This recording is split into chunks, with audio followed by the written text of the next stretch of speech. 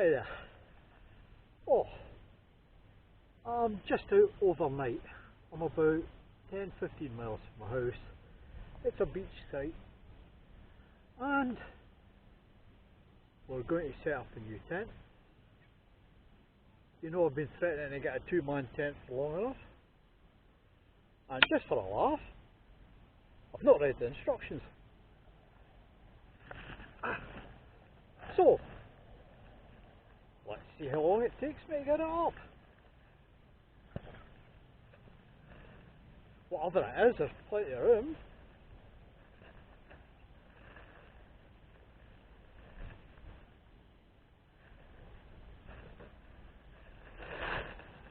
And let's go.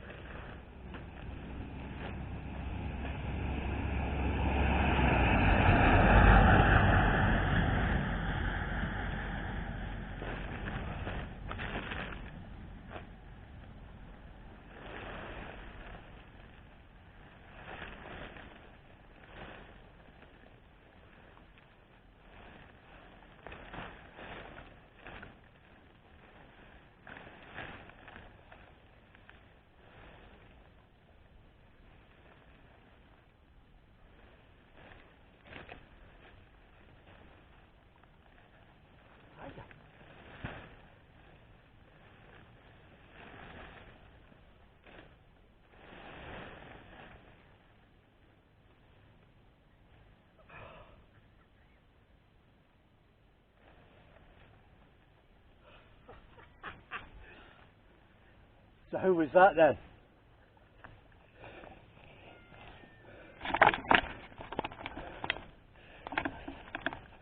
It's a Slumit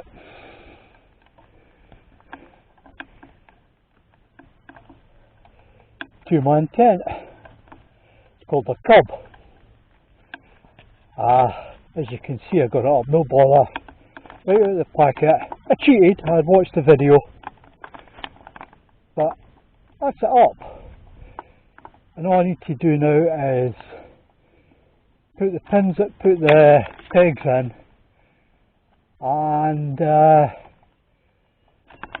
get these guy ropes sorted out. So what I'll do is I'll do that, then I'll come back and let you see it. I had a bit of bother putting the stakes in. As you know, I never use the stakes that come with a tent.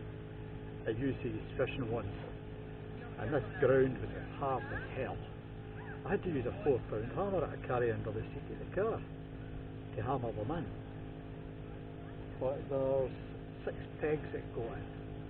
It went up easy enough. I'm not going to put the guy ropes out. There's no need tonight. So that's it up. So we'll have a look at it.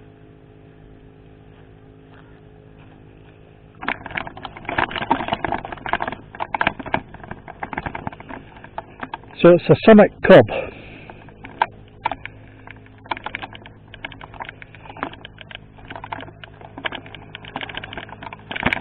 They call it a flash frame, but I know this sort of tent is an exoskeleton.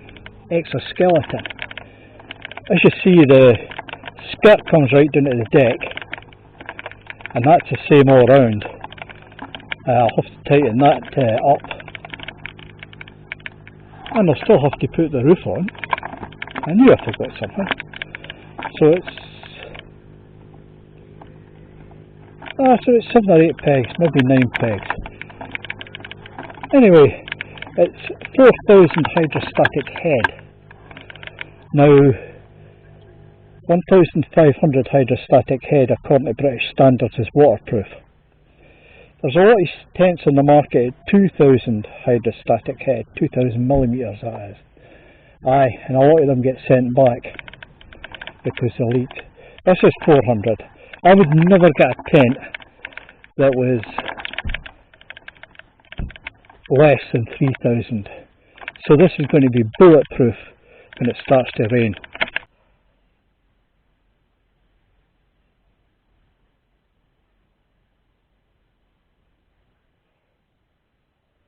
Oh, such a beautiful night. I've picked the right day to come out. I should do this more often. It's beautiful here. The sea's on front of me. There's kids out swimming. Well, there's adults out swimming in it. There's obviously a road behind me. Somebody I hadn't saw in 3 years drove by and came in. Had a wee chat for a while. But it's times like this, I'm sitting here, probably about an hour's sunlight left. It's nice and warm. Got a canny beer in one hand, cigar in the other.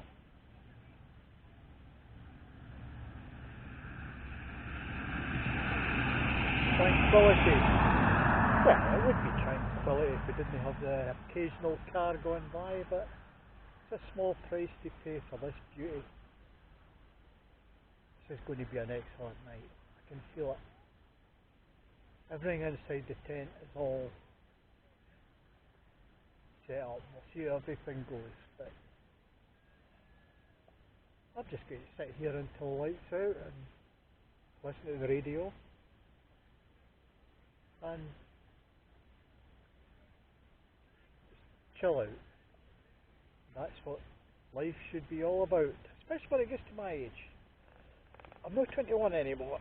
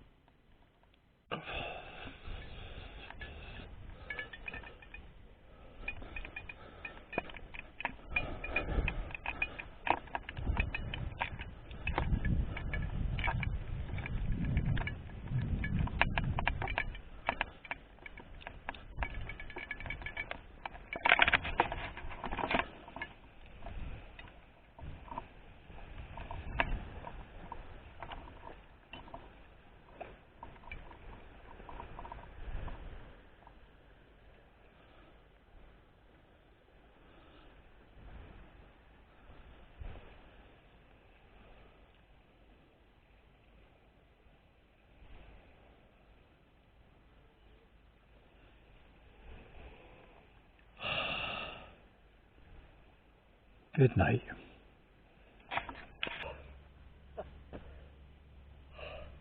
Good morning. 6:10. Beautiful morning. I've been up since about 5:30. In fact, I've got most of the stuff put away for the inside. Well, I was working it out, and that's the first time that I've slept in a two-man tent in over 55 years. It was a bit tight.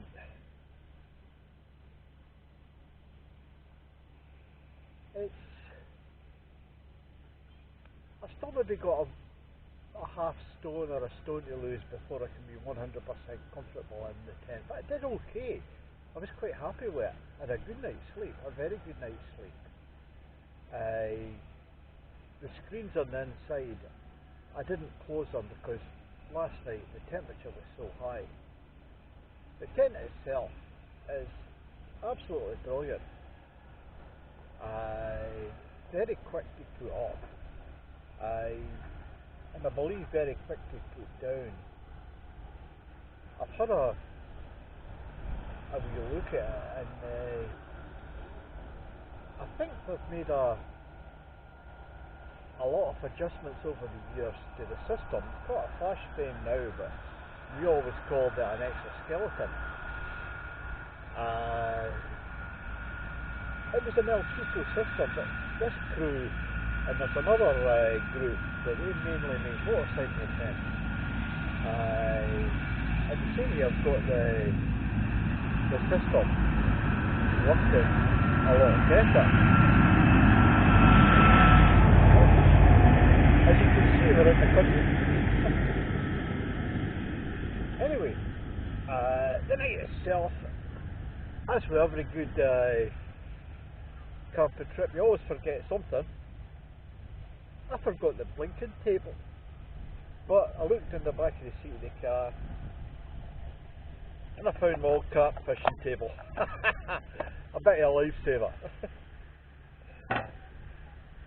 In fact, I think I could do most of my work on that. Anyway, I'm going to take this thing down, and once it's down, I'll let you see what it folds into.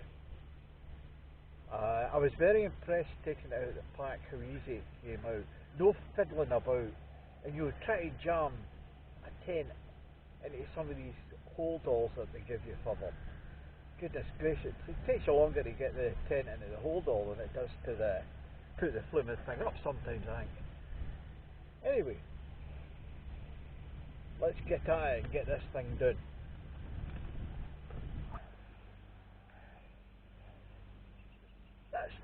That's just after 25 past. And that's the tent away. Before I show you the finish they put the tent away and how much room's in it, I want you to look at these humble tent pegs. Now there's a lot of stuff in Aldi's is rubbish. Shouldn't really say that, but everybody's thinking it. A lot of the tent stuff isn't. This ground, I had to drive these pegs in with a 4-pound hammer, and they wouldn't come out by hand. But you can screw them out, and there's actually a nut on the top if you wanted to go that far. But it took me longer to get the 7 tent pegs out than it did to put the tent down, because I had to unscrew everything. But these, I think it cost me, there's 15 of them in the box. They call them pile driver tent pegs. I'll tell you, they're damn good. And I can't remember what I paid though. They weren't horrendous. I think, as usual, it'd be somewhere near a tenner. But for camping, well worth it. The other thing that I got out of Aldi's was that table that I showed you. That wee table. Folds down to nothing. It lived behind the car seat. I forgot about it. And as you saw, it helped me. Brilliant, brilliant bit of kit. Anyway, to get back to the Slumit Cub, went down no bother. And it goes into this. Look at that. Water. You know, how easy can it get? No carrying on.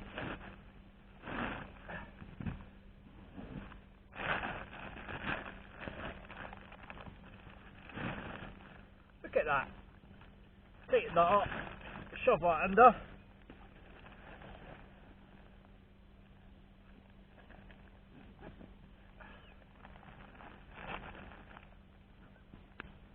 Plug it in.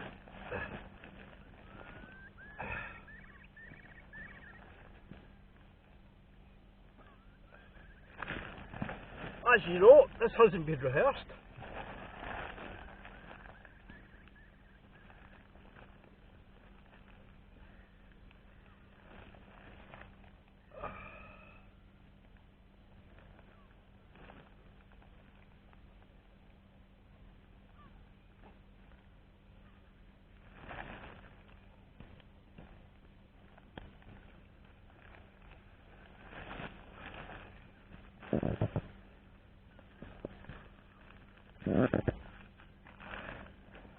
Tighten the straps, and there we are, ready for the next adventure. How easy is that? Slumit, they've really got this thought out. That tent was easy to put up, be even easier the next time.